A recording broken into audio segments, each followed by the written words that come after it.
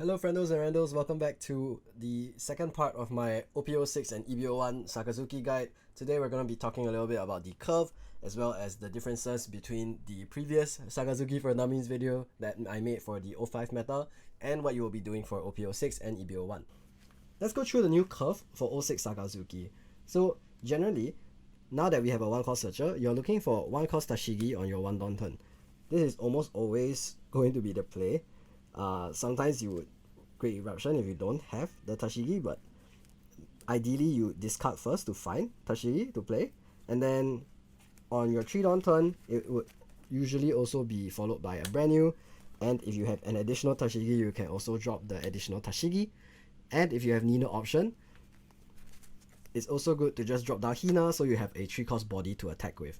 Note that now that Hina is your only 3-cost body, since we're not running either the blue Hina, Uti or anything like that, it is also important to keep in mind that you still need a play for your 5-don turn.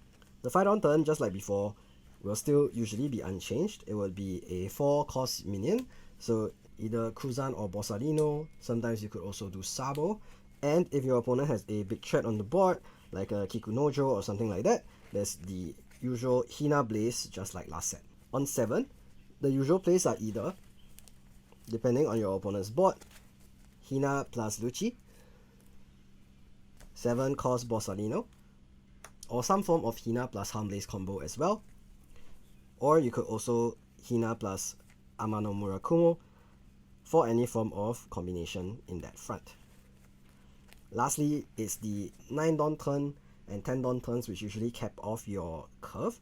Now, depending on what your opponent is playing, but generally because the meta is really mostly Sakazuki and Moria, on 9 you want to clear your opponent's 8-drop minion, and if that minion is Moria, the most efficient path into this is Ice Age into Moria, and Moria would bring back a Helmeppo and a Lucci. So this would give you 5 cost reduction with your leader attack 6 cost reduction on the 8-cost unit, and then the Helmeppo would give you the -3 for the 4-cost unit. So you can KO both 4 plus 8. KOing both the units is important because for some Moria decks, they are running the 4-cost Kuzan as an anti-yellow countermeasure, as well as just having an additional good body to play on the 7-don turn along with their leader effect and set up for their 8-cost Moria turn. Not only that, is one of the most efficient ways to reduce costs because using Ice Age is only a one-time use, whereas Kuzan can attack every turn and be reused until it gets removed. Alternatively, of course, if you don't have your Helmeppo in trash, you always do have the Tsuru as an option, but this will mean that you can't clear 8 plus 4, you can only clear 8 plus 3 at maximum, or 7 plus 4. 7 plus 4 may be good into yellow matchups, where they have maybe 7 Mom and a Cracker or Kikunojo. And of course, if you don't have a reason to clear 2 things, you can always just drop a Tashigi or a brand new so that you can draw a card, and or for the case of brand new, also fill up the trash.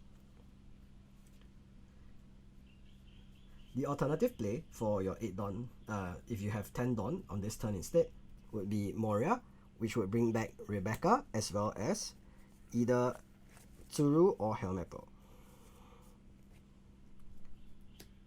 Then you would use Rebecca's effect to grab a Hina from your trash, play it down rested over this unit if your board is full, and then from there you would use either Murakumo or Houndblaze to remove the unit of choice. So this is also a very strong 10-don turn. You can go -4, -3, allows you to clear a 10-cost unit with your leader effect attacking, or you can also clear 7 plus 3 with the Murakumo, or you can also clear 5 plus 5 with your leader attack. So Moria gives you a lot of options. Of course, if you don't have good options for removal on your 10-don turn with Moria, one very common play is also to just grab 2k counters using your Rebecca and 1 Searcher.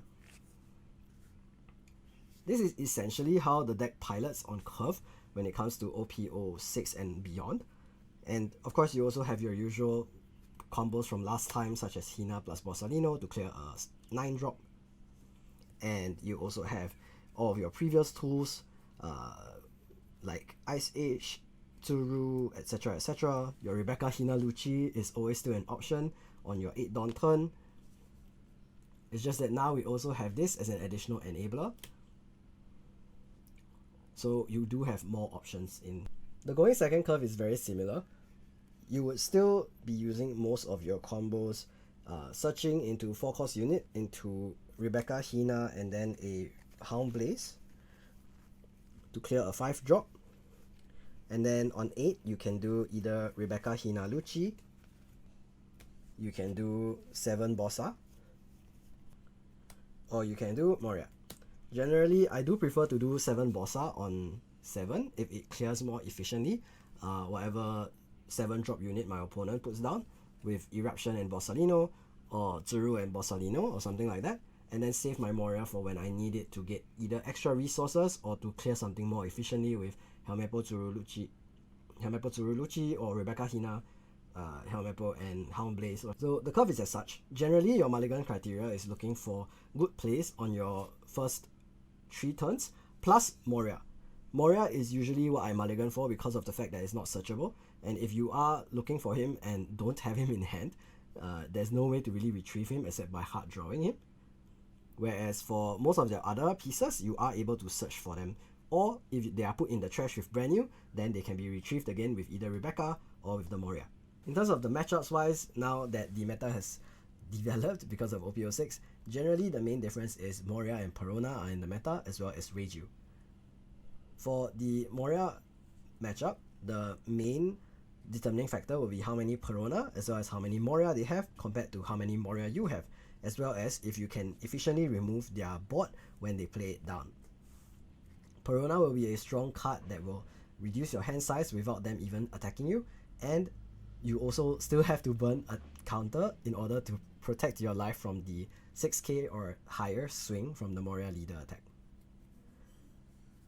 Not only that, other threats would be the fact that they also are able to run Ice Age plus Lucci to clear your Moria, as well as one of your searchers or one of your 4-cost units that you call down with the Moria should they have the necessary reduction, and the fact that they are a 5 life leader, meaning they will have more resources than you, generally speaking. Add that on with the Perona SR discard effect, and you definitely will start to see some issues with hand size, especially in the later stages. The other main matchups that you may struggle with are Katakuri and NL now have access to a powerful event card in Reject, which can not only destroy your key units in Kuzan, as well as Lucci, Hina, and etc., but they will also be able to reduce your life from 1 to 0 without needing to attack, essentially giving them rush and guaranteeing a hit in the later stages. Combined with Amaru, and you aren't able to really hide behind your blocker Borsalinos and Rebecca's as efficiently as before. So you will need to guard usually from 2 life to maintain that little safety net. Otherwise, make sure that you have enough counter to deal with a Reject Amaru swing. If their leader is the only thing on board, Reject Amaru would usually be 12k swing for NL or a 13k swing for Katakuri. So make sure you have enough counter to live through one of those hits.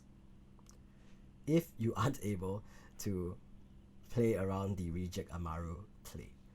Reject Amaru is also another reason why Sabo has become a very key card, and is another reason why yellow is always frustrating to play. Lastly, for the Reiju matchup, which you will expect to see often as well, the most difficult portions will be when they are able to consecutively put down 7-cost EGG and rush attack 7k at your face, as well as clear your board with cheap. Make sure you keep Hina and Hound Blaze or Hina and Lucci in order to help to clear their board, and if you are able to set up Moria before they can put down Judge, you should be in a safe enough spot to press for. Otherwise, you will need to rely on your blockers as well as enough counter in hand to deal with the Judge turn, since they will have 5 bodies on board, and that may be very difficult to clear all of them. If you are able to prioritize a few bodies to clear, generally I would clear the 7-cost Ichiji and the 5-cost Niji with Ice Age as well as Helmeppo and Leader Attack. If you only have Tsuru, then you would clear either the Ichiji and Reiju, or Yonji. That being said, I think Sakazuki is probably still one of the best decks in the OP06 meta and even in the EB01 meta. So I'm really hoping for OP07 there will be another deck that could take the throne, as well as maybe push Sakazuki a bit down in the meta. I'm not expecting much based on the card review that I've done with my friend Kree, which is, the VOD is over on my Twitch channel, and I may upload it here in a little bit as well.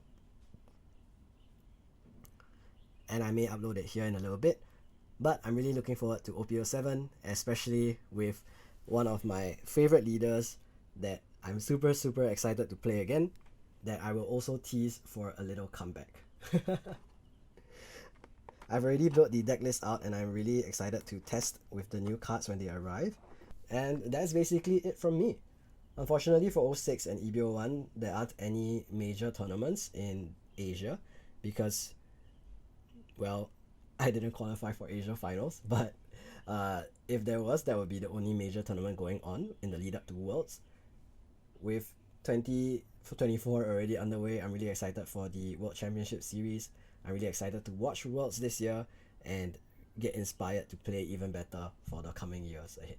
That being said, thank you friendos and randos for watching this video. If you liked it, make sure to drop a like, as well as subscribe to the channel. Follow me on X and Twitch for more of my content, and I will see you guys again next time. Peace out.